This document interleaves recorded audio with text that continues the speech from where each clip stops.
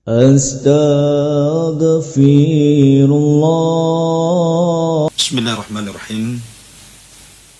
Bihamdillahi wassalatu wassalamu ala rasulillah wa ala alihi wa sahbihi wa mawalah wa la hawla wa la quwata illa billahi wa ba'du. Alhamdulillah, pada pagi hari ini Allah subhanahu wa ta'ala masih memberikan karunia dan nikmatnya sehingga kita bisa mendengarkan kajian di pagi hari ini walaupun lewat media radio yang kita cintai bersama, Radio Hang.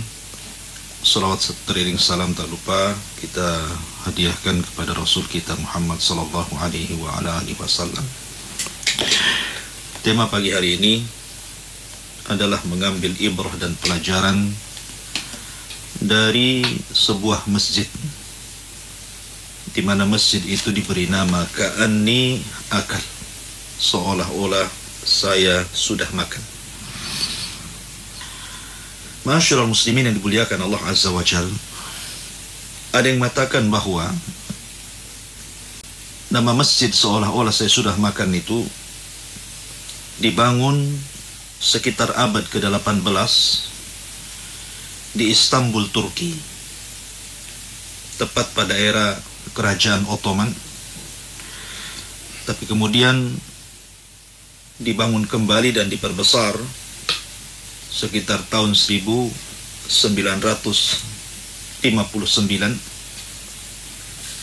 sehingga kemudian mampu menampung jemaah yang begitu banyak. Bagaimana kisahnya? Kenapa pula kemudian masjid itu diberi nama masjid seolah-olah saya sudah makan? Ma'asyiral muslimin yang dimuliakan Allah Azza wa Jalla, dahulu ada seorang yang sangat zahid dan wari', orang yang sangat zuhud dan juga wara', namanya Khairuddin Afandi. Khairuddin Afandi, dia orang miskin yang hidup di distrik Fatih di Istanbul, Turki sekarang.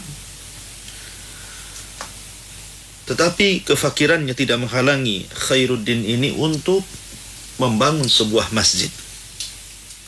Subhanallah. Akhirnya kemudian dia pun berazam untuk menabung. Dan di zaman itu tentu juga berbeda dengan di zaman sekarang. Mencari nafkah itu sulit sekali. Tetapi keinginan yang kuat bukan penghalang bagi Allah subhanahu wa ta'ala untuk mengabulkan setiap keinginan hambanya yang baik. In tansurullaha yansurukum. Kalau seandainya kalian menolong agama Allah azza wa jalla, in tansurullaha yansurukum, maka Allah akan menolong kalian. Maka Allah tolong, Allah mudahkan. Maka akhirnya kemudian dia mulai menyederhanakan hidupnya dengan cara mengurangi makannya.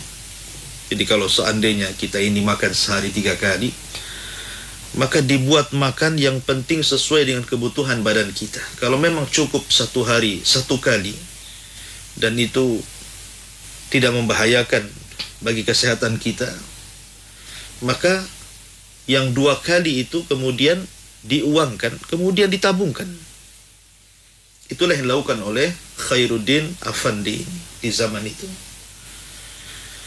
Dan apabila dia lewat ke pasar, kemudian melihat ada buah-buahan, kemudian dia kepengen sekali memakan buah-buahan itu, maka diurungkan untuk membeli buah-buahan itu. Kemudian uang yang harusnya diberikan buah-buahan itu dia masukkan ke celengan.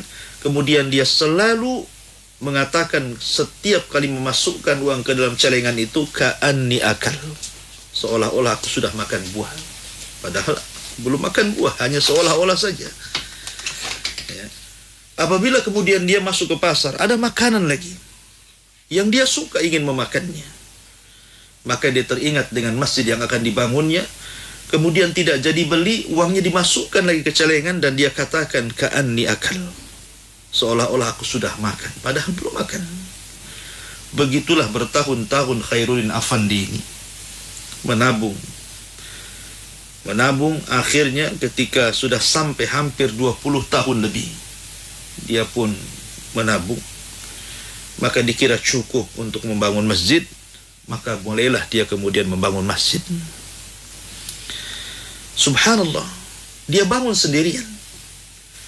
Jadi dia mengumpulkan uang dengan susah payah gitu kan, berusaha kemudian mengerem kemauannya. Tidak semua yang kita inginkan kita beli, itu maksudnya.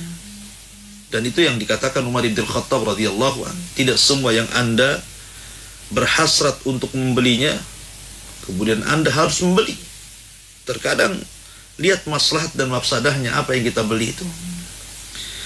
Lah setelah kemudian sekian lama, hampir 20 tahun dia menabung, dan setiap dia menginginkan sesuatu dari makanan, selalu dia mengatakan ka'anni akal, selalunya dia mengatakan aku seolah-olah sudah makan. Mulailah dia bangun pelan-pelan, dia belikan bahan-bahan, kemudian dia bangun sendirian, akhirnya jadi masjid itu. Subhanallah. Sehingga masyarakat heran, bagaimana mungkin Khairuddin Afandi ini, orang yang sangat fakir, yang hidup di perbatasan distrik Fatih ini, kok bisa membangun satu masjid padahal dananya banyak.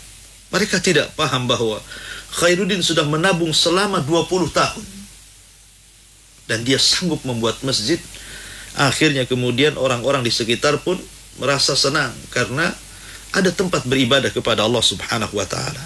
Maka selesai dia membangun masjid itu, maka dia pun kemudian memberi nama masjidnya ka'anni akal, seolah-olah aku sudah makan. Dan sampai hari ini masjid itu tetap tegak berdiri. Ma'asyiral muslimin yang dimuliakan Allah subhanallah, Anda bisa lihat apa yang bisa kita petik dari pelajaran terbangunnya masjid ka'anni akal, seolah-olah saya sudah makan ini, yang dibangun oleh Khairuddin Afandi pada kerajaan Ottoman pada era ke abad 18-an begitu. Pertama yang bisa kita petik dari pelajaran ini, bahwa masjid itu adalah sebaik-baik rumah daripada rumah-rumah yang kita bangun di dunia. Sehebat apapun seseorang membangun bangunan, anggaplah mungkin dia membangun rumah di villa dengan harga bukan hanya miliaran, triliunan, dengan pemandangan yang indah, tetap saja bila dibandingkan dengan rumah Allah walaupun kecil, bahasa kitanya musola, maka Nabi SAW bersabda bahwa sebaik-baik tempat, ahabbul bilad indallahi al-masajid, sebaik-baik tempat di sisi Allah Subhanahu wa ta'ala adalah masjid. Ya. Maka terkadang heran, coba Anda bayangkan, ada orang yang kemudian bertahun-tahun ingin membuat rumah untuk dirinya sendiri dan keluarganya. Bertahun-tahun. Ya. Sehingga dia mampu membangun sebuah rumah yang sangat megah untuk dirinya dan keluarganya. Dengan lelahnya, dengan letihnya, dia siang malam mencari uang untuk membangun rumah dirinya sendiri dan keluarganya. Terkadang sesudah jadi rumah itu kemudian banyak pertengkaran. Terkadang istri bertengkar dengan suami, atau suami bertengkar dengan orang tuanya, dengan saudaranya, dengan anak-anaknya. Itu sudah terbangun rumahnya. Di dalamnya lagi penuh dengan pertengkaran. Atau mungkin setelah jadi kemudian dia meninggal. Pertanyaannya, apakah rumah itu bisa dibawa setelah dia meninggal? Tidak. Tapi kalau Anda membangun rumah Allah Azza wa Jalla, seolah-olah Anda membangun istana di sorga. Istana, bukan rumah. Seolah-olah membangun istana di sorga, yang bahan bakunya dari emas dan perak. Dan kalaupun Anda membangun satu rumah, dan rumah itu adalah rumah Allah Subhanahu wa ta'ala, walaupun kecil, tapi kita lihat di rumah Allah itu tidak ada sesuatu seperti di rumah-rumah kaum muslimin.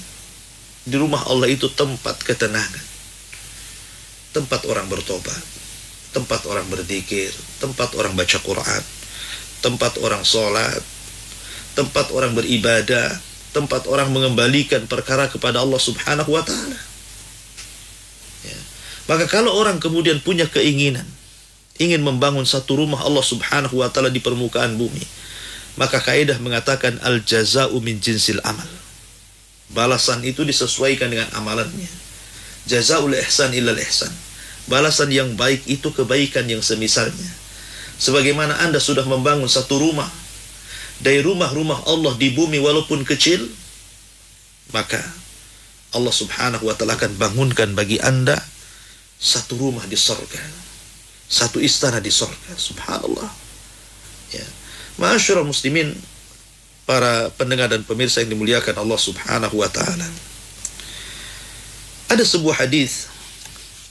Hadis ini dikeluarkan oleh Imam Ibnu Majah dan disahihkan oleh Syekh Nasiruddin Al-Albani rahimahullahu taala. Kata Nabi sallallahu alaihi wasallam, man bana masjidan lillahi. Perhatikan, man bana masjidan lillahi kamafhasi qatatin aw asghar banallahu lahu baitan fil jannah. Barang siapa yang membangun masjid walaupun sebesar sangkar burung atau lebih kecil daripada sangkar burung. Sangkar burung, berapalah sangkar burung gitu. Paling kalau burung kecil gitu kan, tentu sangkarnya kecil. Jadi barang siapa yang membangun sebuah masjid untuk Allah seperti sangkar burung atau lebih kecil daripada sangkar burung, tetap Allah Subhanahu wa ta'ala akan bangunkan bagi dia satu istana di surga, satu rumah di surga. Kata Al-Hafidh Ibnu Hajar Al-Asqalani rahimahullahu ta'ala di dalam kitab Fathul Bari, ya, kalimat ini tentu dibawa kepada istilah mubalaghah. Kenapa? Karena tidak mungkin membangun masjid sebesar sangkar burung. Macam mana orang sholat di masjid yang sebesar sangkar burung? Manusianya saja nggak masuk gitulah. Apalagi kalau sangkarnya kecil, burung besar aja nggak masuk gitu. Maksudnya di sini sebuah kinayah. Bukan berarti kita disuruh buat masjid-masjidan seperti sangkar burung gitu. Maksudnya di sini adalah, kata Al-Hafidh Ibnu Hajar rahimahullah ta'ala, kalaulah seseorang kemudian berserikat dengan yang lainnya, umpamanya 100 orang, 200 orang, ingin membangun satu masjid, kemudian masing-masing orang itu menyumbang, ya, mungkin harga sumbangannya itu tidak lebih daripada harga sangkar burung, atau mungkin lebih rendah daripada sangkar burung, maka tetap setiap orang itu akan dibangunkan satu istana di surga. Maknanya, walaupun hanya sekedar nyumbang satu sak semen, walaupun hanya menyumbang satu lonjor besi, walaupun hanya menyumbang mungkin 100 batako, walaupun hanya menyumbang setengah truk pasir atau setengah truk koral gitu ya, untuk pembangunan masjid, maka kata Al-Imam Asy-Syaukani rahimahullahu ta'ala, maka itu sudah cukup. Ya, sudah cukup bagi dia. Allah akan bangunkan bagi dia satu istana di sorga berdasarkan hadis ini. Berdasarkan hadis ini. Dan subhanallah, keutamaan membangun masjid itu bukan hanya sekedar Anda akan dibangunkan satu istana di sorga, bukan itu saja. Tetapi ada hadis yang lebih menarik lagi kita kaji. Adalah hadis dari Abu Hurairah radhiyallahu an. Hadis ini juga masih dikeluarkan oleh Imam Ibnu Majah dan dihasan oleh Syekh Nasiruddin Al-Albani rahimahullahu taala, di mana Nabi SAW bersabda, "Inna mimma yalhaqul mu'min min amalihi wa hasanatihi ba'da mautihi ilman 'allamahu wa nasharahu wa waladan salihan tarakahu wa mushafan warathahu au masjidan banahu au baitan libnis sabil banahu au nahran ajrahu au sadaqatan akhrajaha min malihi fi sihhatihi wa hayatihi yalhaquhu min ba'di mautihi." Subhanallah, lihatlah Nabi SAW mengatakan apa? Sesungguhnya yang akan mengikuti seorang mukmin setelah kematiannya dari amalan dan kebaikannya, satu, kata Rasulullah, ilmu yang diajarkan dan disebarkan. Maka kalau hendak menyebarkan sesuatu di WhatsApp, di Facebook, di YouTube, sebarkan ilmu yang bermanfaat. Jangan menyebarkan yang aneh-aneh. Kadang-kadang ini aneh. Ya, ada orang yang kemudian menyebarkan ilmu tapi tidak ditonton orang. Ada orang mancing seharian tapi yang nonton jutaan. Bayangkan ya, gimana cara orang itu kemudian menonton. Ya, salah tonton orang itu. Dan salah pula dia menyebar tontonan. Ya. Kemudian wawaladan salihan tarakahu, yang kedua, meninggalkan anak yang saleh yang ditinggalkannya. Yang ketiga, mushaf yang diwakafkan. Ya, kalau Anda memiliki dana, belikan mushaf 10 biji, 20 biji, letakkan di masjid. Letakkan di pesantren-pesantren, kasih pesantren-pesantren tahfidz Al-Quran. Subhanallah, satu huruf yang dibaca itu 10 kebaikan. Satu huruf yang dibaca 10 kebaikan. Dan 10 kebaikan juga akan diberikan kepada Anda yang menyumbangkan mushaf itu. Kemudian yang keempat, au masjidan banahu, ataupun masjid yang dibangunnya. Masjid yang dibangunnya. Ingat, keutamaan yang pertama tadi sudah saya katakan bahwa kalau Anda bangun masjid di dunia, maka Allah akan bangunkan satu istana di sorga. Ini satu keutamaan. Keutamaan yang kedua, masjid ini tidak mungkin dibangun begitu saja. Pasti nanti akan dimakmurkan. Akan ada orang yang salat di situ, akan ada orang yang zikir di situ, akan ada orang yang taklim di situ, ada orang yang kemudian beribadah di situ, ada orang yang kemudian bersedekah di situ, macam-macam ibadah orang di situ. Coba bayangkan, kalau ada satu orang saja sholat di situ, dia sholat, dia zikir, dia baca Quran, ya kan? Maka pahala yang ia lakukan itu, maka akan diberikan kepada Anda yang membangun masjid itu tanpa mengurangi pahala dia sedikit pun. Jadi kalau dia sholat, pahala sholatnya akan diberikan kepada Anda tanpa mengurangi pahala sholat dia. Kalau dia baca Quran, maka dia akan mengirimkan pahala baca Quran kepada yang membangun masjid itu tanpa mengurangi pahala dia sedikit pun. Man dalla ala khairin kafaili. Barang siapa yang menunjukkan kepada kebaikan, dan membangun masjid bagian daripada menunjukkan kepada kebaikan, maka sama dengan pelakunya. Lihat, ya kan? Dan kalau seandainya masjid yang Anda bangun itu berdiri sampai bertahun-tahun,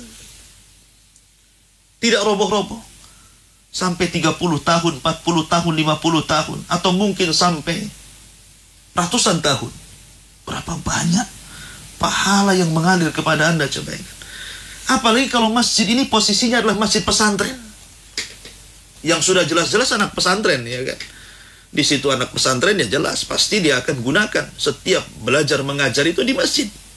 Apalagi pesantren tahfidz Quran, begitu kan? Hari-hari dibacakan Al-Quran, maka pahala Anda akan mengalir. Subhanallah, ya. Makanya Nabi SAW jangan lagi cerita masalah ibadah-ibadah yang besar. Ibadah kecil, anggaplah ibadah yang disangka oleh para sahabat ketika itu kecil, tapi di mata Rasul besar. Ada satu kisah di zaman Rasul. Jadi ada wanita di zaman Nabi SAW yang pekerjaannya itu menyapu masjid. Seorang wanita berkulit hitam, ya. Jadi kerjaannya nyapu masjid, Masjid Nabawi. Lalu takdirkan wanita ini meninggal di malam hari. Rasul tidak tahu, Rasul sedang tidur. Akhirnya kemudian wanita ini difardu kifayahkan oleh sebagian para sahabat karena mereka takut mengganggu Rasulullah, maka mereka memandikan, mengkafankan, menyolatkan, kemudian menguburkan tanpa sepengetahuan Nabi. Selang kemudian 2 hari lewat atau 3 hari lewat, kondisi masjid tidak sebagaimana ketika wanita itu hidup. Ya beda kan, masjid ada yang nyapu dengan yang tidak, ada yang merapihkan dengan yang tidak, kan beda. Nabi SAW heran.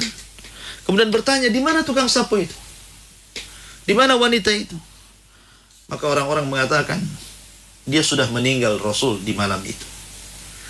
Kata Nabi SAW, afala kuntum adantumuni bi.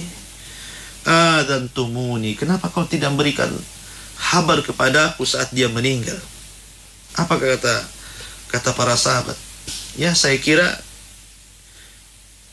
kami tidak membangunkan diri Anda karena takut kalau Anda terganggu, wahai Rasulullah. Seolah-olah apa? Seolah-olah Nabi SAW tidak begitu menganggap wanita itu. Itu di mata para sahabat. Tapi Nabi SAW rupanya menganggap besar perkara itu. Dan mengatakan, dullani ala qabriha. Tunjukkan di mana kuburannya. Tunjukkan di mana kuburannya. Akhirnya kemudian Rasulullah SAW diajak ke kuburan wanita itu. Kemudian salat jenazah di hadapan kuburan. Lihat. Orang yang membersihkan saja. Itu di mata Nabi SAW luar biasa. Ya. Makanya dari Anas bin Malik radhiyallahu an ada satu hadis Nabi SAW, uridat alayya ujuru ummati hatta al-qadat yakhrujuha ar-rajulu minal masjid. Kata Nabi SAW, diperlihatkan kepadaku pahala-pahala umatku sampai pahala berupa kotoran yang dikeluarkan seseorang dari dalam masjid. Diperlihatkan pahalanya. Jadi Rasul sangat mencintai. Ya, intinya kalau kita cerita tentang masalah keutamaan membangun masjid, kemudian memakmurkan masjid dan begitu seterusnya, ini keutamaan yang luar biasa karena memang ini da'bul anbiya. Yang pertama kali membangun masjid-masjid yang memiliki keutamaan besarlah para nabi. Coba bayangkan, siapa yang membangun Masjidil Haram? Nabi Ibrahim dan juga putranya Ismail. Siapa yang membangun Masjidil Aqsa? Nabi Sulaiman. Siapa yang membangun Masjid Nabawi? Nabi sendiri, Nabi SAW. Dan yang memakmurkan para sahabat Nabi SAW. Oleh karena itulah maka kalau seandainya Anda berazam dari sekarang, ya, ingin satu istana yang Allah akan bangunkan di sorga, maka bantulah masjid-masjid yang sedang membangun. Ya, walaupun tidak banyak, walaupun hanya satu sak semen, walaupun hanya satu lonjor besi, walaupun hanya satu koral truk gitu kan, itu sudah mencukupkan dengan keikhlasan Anda kepada Allah Azza wa Jal dan berharap pahala besar di hadapan Allah bahwa Anda akan dibangunkan satu istana di surga. Kalaulah istri Fir'aun, Asiyah bintu Muzahid, dia rela dibunuh Fir'aun, kemudian dia meminta kepada Allah, Rabbi ibnili indaka baitan fil jannah, ya Allah bangunkan satu istana untukku di rumah. Maka Anda tidak perlu seperti Asiyah bintu Muzahid, ya, Anda cukup datang ke tempat orang yang membangun masjid, kemudian Anda sumbang semen, Anda sumbang kerikil, Anda sumbang besi, Anda sumbang apalah yang bisa Anda sumbang, maka itu sudah mencukupkan Anda sedang membangun satu istana di sorga. Ingat, kata Ibrahim ibn Adham rahimahullah ta'ala, kalau Anda habiskan uang Anda membangun rumah yang cantik di dunia, Anda beli rumah yang mewah, miliaran, triliunan, dengan tempat yang wah, dengan view yang sangat cantik, yang sangat bagus, ada kolam renangnya, ada tempat mainnya, pokoknya seindah mungkin, senyaman mungkin Anda beli, Anda bangun. Ketika detik-detik sakaratul maut, maka Anda akan mengalami perasaan kebencian akan kematian. Kenapa? Kata Ibrahim bin Adham, karena Anda akan meninggalkan rumah yang indah itu. Anda akan meninggalkan fasilitas-fasilitas yang Anda anggap mewah itu, sehingga Anda akan benci menghadapi sebuah kematian. Tetapi orang-orang yang kemudian dihabiskan duitnya, kekayaannya hanya untuk membangun istana di sorga, biarlah dia membangun rumah di dunia ini ala kadarnya, yang penting tidak kepanasan, tidak kehujanan, yang penting bisa beribadah dengan anak dan keluarga di dalamnya, dan dia tetap terus membangun istananya di sorga. Maka ketika dia detik-detik sakaratul maut, maka dia akan cinta dengan kematiannya. Itulah yang kenapa cinta dengan kematiannya, kata Ibrahim bin Adham, karena dia akan pulang kepada istananya, pulang ke rumahnya. Kata Nabi SAW, man ahabba liqa Allah ahabballahu liqa'ah, wa man kariha liqa Allah karihallahu liqa'ah. Siapa yang cinta berjumpa dengan Allah, maka Allah akan cinta berjumpa dengan dia. Siapa yang benci berjumpa dengan Allah, maka Allah pun akan murka dan benci berjumpa dengan dia. Wallahu a'lam bishawab. Ini yang bisa sampaikan, mudah-mudahan ada manfaatnya. Saya kembalikan kepada moderator, falyatafadhal mashkura. Barakallahu fiik Ustaz atas ilmu yang sudah disampaikan di kesempatan yang berbahagia ini. Kaum muslimin dan muslimat, para pendengar dan pemirsa dimanapun Anda berada di seluruh dunia. Demikian tadi telah kita ikuti pemaparan kisah masjid yang diberi nama Seolah Sudah Makan. Baik, pendengar dimanapun berada, juga pemirsa Hang TV, untuk Anda yang ingin bertanya kepada Al-Ustadz, disilahkan untuk bergabung dengan kami di 081-808-108-106, atau juga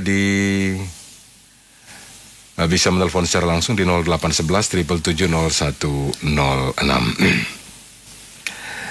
Baik Ustadz, ada penanya di Batam nih. Afwan Ustadz, Assalamualaikum. Waalaikumsalam warahmatullahi wabarakatuh. Jika kita hanya menyumbang tenaga dalam sebuah pembangunan masjid, apakah kita juga akan mendapatkan istana di surga, Ustadz? Ya, alhamdulillah.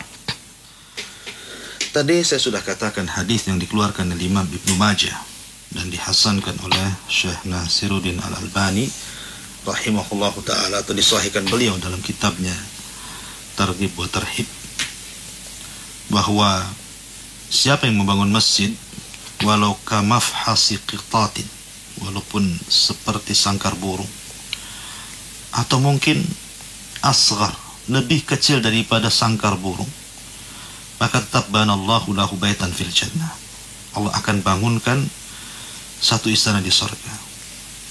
Imam Syaukani rahimahullah ta'ala dan juga tadi Al-Hafidh Ibnu Hajar rahimahullah ta'ala memberikan penjelasan maksudnya, walaupun dia menyumbang sesuai dengan kemampuannya, ya, dia menyumbang tenaga dengan tenaganya, dia menyumbang harta dengan hartanya, dia menyumbang dengan materialnya, walaupun hanya satu sak, satu lonjor, satu, dua, tiga bata gitu kan, walaupun hanya itu, karena itu memang kemampuannya, fattaqullaha mastata'tum, maka tetap Allah akan bangunkan istana di surga.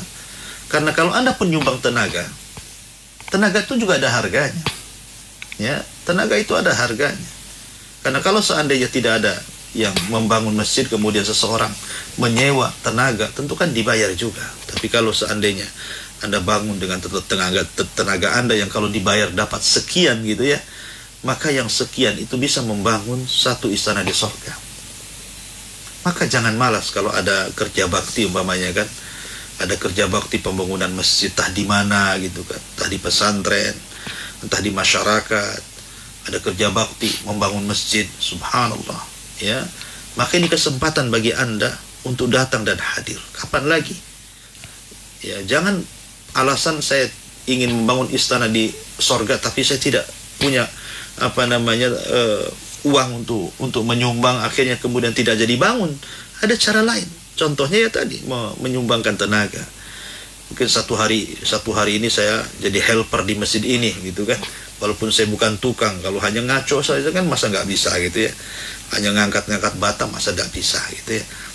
Saya kira terlalu aib kalau seandainya seseorang kemudian ditawarkan oleh Allah subhanahu wa ta'ala akan dibangunkan satu rumah di sorga, tapi Anda kemudian enggan. Tapi ketika kemudian ada orang yang datang menawarkan rumah hanya untuk menempati tanpa bayar, bukan dikasih, suruh tempati saja, bahagianya luar biasa gitu ya. Jadi terkadang ada orang membalik seperti itu. Wallahu a'lam. Jazakallah khair Ustaz atas penjelasannya. Kemudian ada pertanyaan dari Hasan di Bengkong nih Ustaz. Assalamualaikum Ustaz. Waalaikumsalam. Apakah dana riba boleh dipakai untuk bangun masjid Ustaz? Alhamdulillah. Dana riba adalah dana yang haram. Tidak boleh. Sepakat para ulama, tidak ada khilaf, ijma para ulama. Riba itu uang haram. Ya, bahkan fatwa di negeri kita juga sama gitu kan. Dari Majelis Ulama Indonesia, bahkan bank-bank konvensional juga sudah difatwakan bank-bank ribawiyah gitu istilahnya ya. Artinya bahwa bank riba itu bank yang haram, tidak boleh. Jangankan lagi di zaman Nabi SAW. Di zaman jahiliyah, ketika Ka'bah Al-Mukarramah itu roboh, ya, karena sebuah peristiwa banjir, akhirnya kemudian orang-orang jahiliyah itu ingin merenovasi, tapi tidak berani merobohkan total. Yang berani itu adalah Al-Walid ibn Mughirah, tokoh Quraisy yang sangat luar biasa, orang paling kaya di zaman itu dan berpengaruh. Dia berani kemudian merobohkan Ka'bah karena tujuannya adalah untuk memperbaiki, bukan merusak. Tidak seperti Abroha, merusak makanya diserang oleh burung ababil. Tapi niat dia baik untuk merenovasi. Maka ketika dirobohkan tidak terjadi apa-apa. Ya, akhirnya setelah roboh, dia pun mensyaratkan dana untuk membangun kembali itu adalah dana-dana dari yang halal, bukan yang haram. Itu orang jahiliyah tuh paham tuh, membangun Ka'bah tidak mau dana dari yang haram, dana riba, karena ma'ruf riba di zaman jahiliyah kan itu. Dana khamar, dana daripada pelacuran, mabuk-mabukan, diskotik bahasa kitanya. Akhirnya karena kurang dana, maka Ka'bah dibangun hanya separuh, dan separuhnya dilingkari semacam bangunan busur panah yang disebut dengan Hijar Ismail. Padahal Hijar Ismail itu bagian daripada Ka'bah. Ka'bah itu persegi panjang, sekarang jadi kota gitu ya. Karena memang kurang dananya.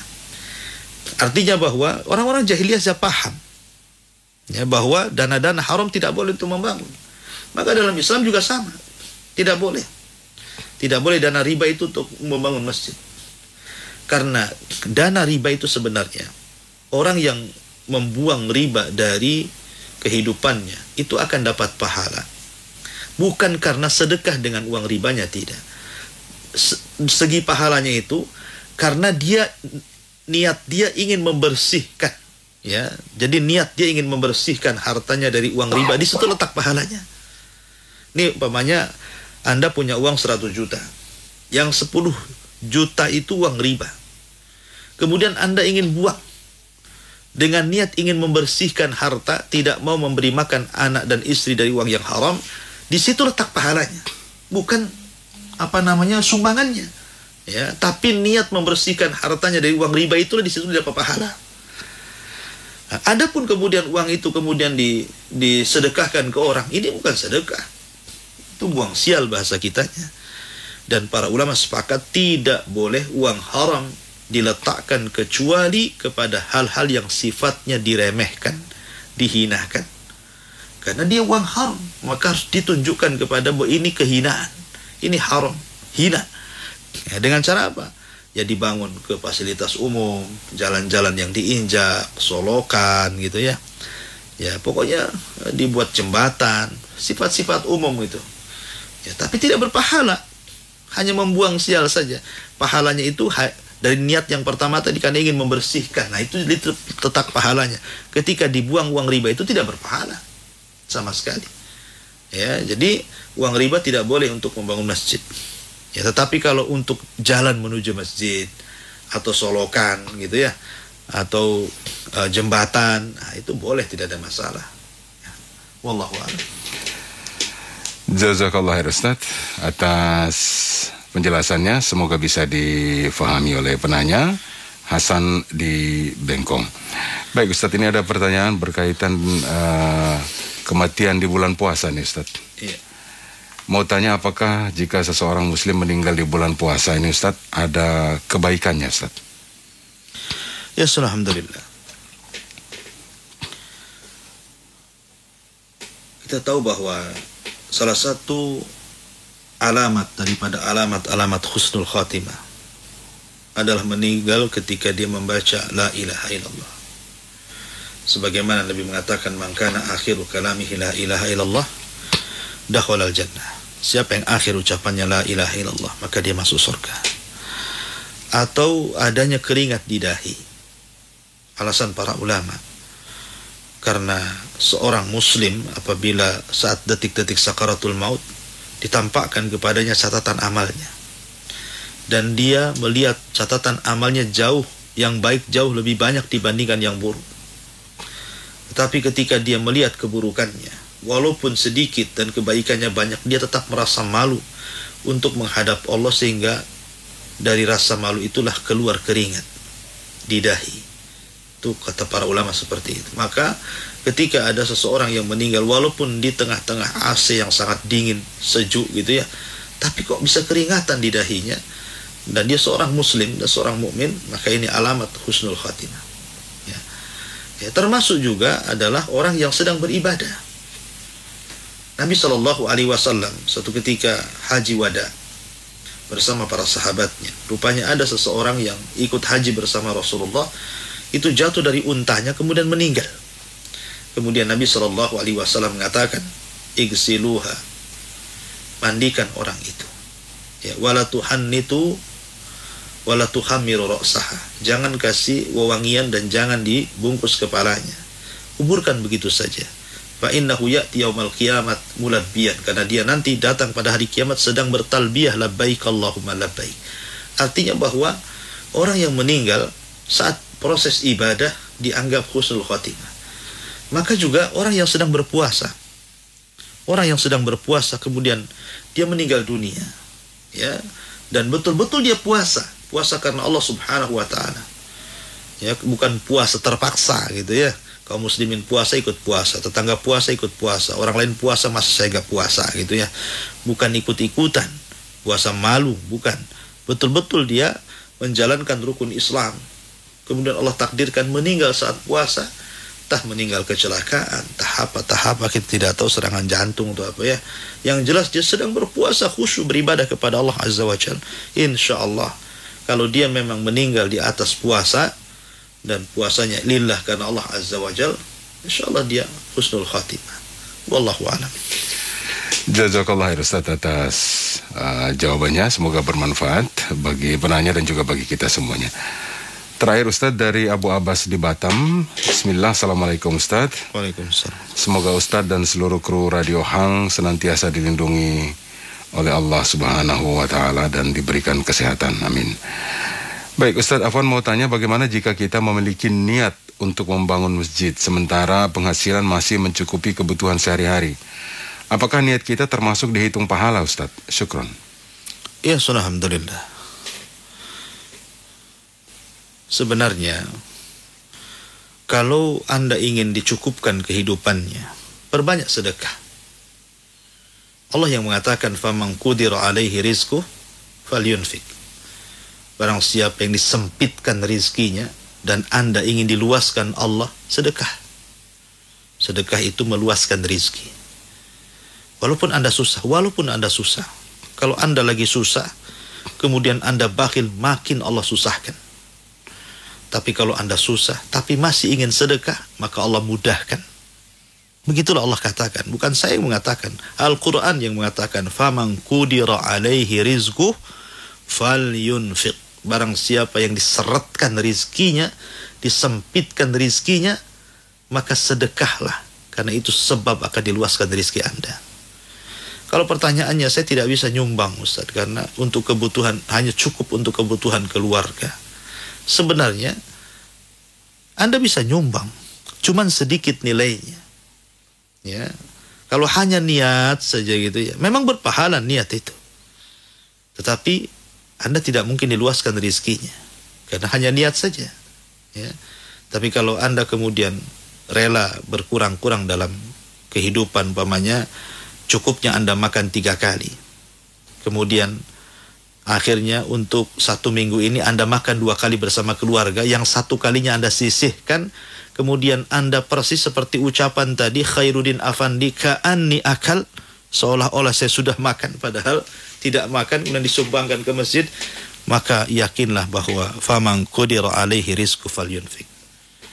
Ya, niatnya berpahala jelas, niat yang baik berpahala, innamal a'malu binniyat wa innamal likulli imri'in ma nawa. Tetapi jangan hanya niat saja. Kalau bisa juga ada keinginan untuk nyumbang. Ustaz tidak bisa nyumbang dengan dana. Anda bisa punya tenaga. Nggak ada waktu kerja, bohong kalau tidak ada waktu. Kenapa? Karena tidak mungkin juga orang itu kerja dari pagi sampai tengah malam setiap hari, tidak ada waktu cuti. Ya, artinya bahwa banyak cara gitu kan untuk membantu dan mendapatkan pahala. Wallahu a'lam.